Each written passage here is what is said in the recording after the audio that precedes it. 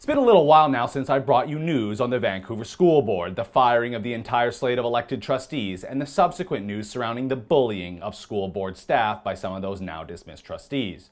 But with the NDP set to potentially take power, backed by the Green Party soon here in British Columbia, one of their election promises was to reinstate the trustees. Not much of a surprise, though. If you recall, 4 of the dismissed trustees belong to the Vision Vancouver Municipal Political Party, who are in an ideological match with the NDP, with their contempt for independent and private schools, for instance. But with the anticipation that these trustees could soon be getting their jobs back, there have been a couple of pieces of new news that will only reinforce my belief that it was the Vision Vancouver trustees in particular that were the people committing the bullying and creating the toxic workplace. Remember, 6 senior staff went on leave due to the bullying and toxicity. First news is that Superintendent Scott Robinson resigned yesterday, citing the aforementioned toxic workplace and bullying under the previous administration. Acting trustee Diane Turner accepted his resignation and in a statement to local radio station CKNW said, quote, "There are those who are quick to dismiss the harassment and say it didn't really happen, or it wasn't really bullying. They say that despite what 2 independent reports both found, that it did happen and it had real, long-lasting consequence," unquote. Now that's a really interesting piece of news there, because 2 of the Vision trustees in Patty Backus and former chair Mike Lombardi both denied vehemently that there was any bullying or harassment going on. But the resignation of the superintendent was not the only piece of news in anticipation of the reappointing of the trustees.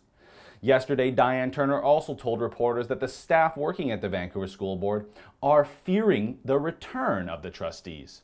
Quote, "The threat of the return of the previous board has some staff worried about their futures," she continued. "Clearly, the situation here was deplorable and needed to be dealt with, especially at the board level. Everyone who works here deserves to work in a safe and respectful environment. Harassment of any kind is unacceptable and absolutely will not be tolerated at the Vancouver School Board or at any of our schools," unquote. Look, you can see clearly this is not a good situation. We cannot have the senior staff resigning and waiting in fear that these trustees are coming back to work. The situation would become untenable. I'm worried that no work would even get done at the school board. There is, however, a solution for Mr. Horgan should he become premier and should he reconsider his idea to simply reappoint these trustees. Call a by-election. Force these now dismissed trustees to explain themselves to the voting public. Allow the citizens and parents of Vancouver students to decide for themselves who should be representing public education in this city. There's another reason, though, a by-election could be important, and that's because I've been working tirelessly to try to get the Vancouver School Board to provide us with more information surrounding the external report on these bullying allegations. We filed a comprehensive Freedom of Information request asking for copies of all documents, including emails, complaints, memos, briefing notes, media lines, questions and answers, backgrounders, just about anything regarding the external investigation report.